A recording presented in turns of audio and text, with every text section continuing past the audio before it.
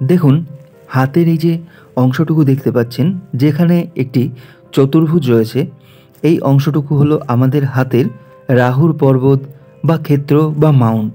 অর্থাৎ যেখানে আপনারা এই চতুর্ভুজটি দেখতে পাচ্ছেন, এই অংশটুকু হলো রাহুর পর্বত, ক্ষেত্র বা মাউন্ট।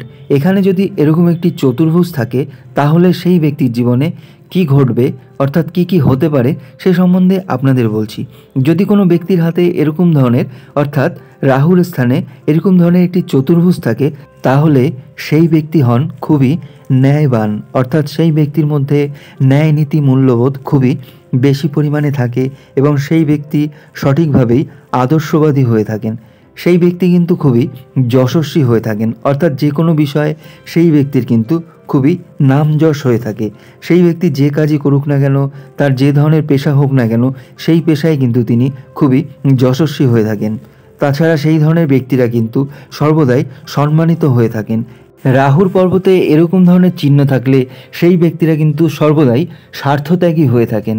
অর্থাৎ এই ধরনের ব্যক্তিরা যেমনি ন্যায়বান হয়ে থাকেন, যশস্বী হয়ে থাকেন, সর্বকাজে সম্মানিত হয়ে থাকেন, তারই পাশাপাশি এই ধরনের ব্যক্তিরা কিন্তু স্বার্থত্যাগী হয়ে থাকেন। অর্থাৎ এই ধরনের ব্যক্তিরা জনকল্যাণমূলক কাজের জন্য নিজেদের নিয়োজিত করে থাকেন এবং সমস্ত ক্ষেত্রেই এরা জনগণের কল্যাণের জন্য নিজের স্বার্থকে ত্যাগ করে থাকেন।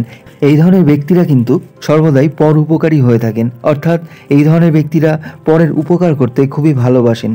এরকম ধরনের চতুর্ভুজ চিহ্ন যে ব্যক্তিদের হাতে রয়েছে, অর্থাৎ রাহুর ক্ষেত্রে এরকম ধরনের চতুর্ভুজ চিহ্ন যে ব্যক্তিদের হাতে রয়েছে, তারা যেহেতু খুবই পরোপকারী হয়ে থাকেন, তার ফলে তাদের কিন্তু নিজেদের ক্ষতি হয়ে থাকে। অর্থাৎ এরা সবসময় জনগণের কল্যাণমূলক কাজের জন্য নিজেদেরকে নিয়োজিত করে থাকেন।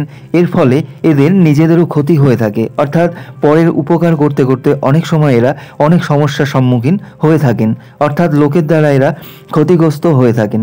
এই ধরনের চতুর্ভুজ চিহ্ন যে ব্যক্তিদের হাতে রয়েছে, সেই ধরনের ব্যক্তিরা কিন্তু তাদের বন্ধুদের থেকে প্রতারিত হয়ে থাকেন। অর্থাৎ এই ধরনের রেখা যে ব্যক্তিদের হাতে থাকবে, তাদের বন্ধুরা তাদের কিন্তু সবসময় প্রতারিত করবে।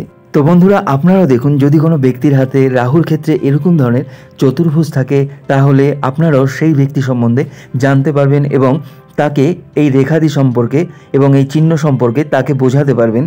তো আজকের এই সংক্ষিপ্ত ভিডিওটি বন্ধুরা এখানেই শেষ করছি।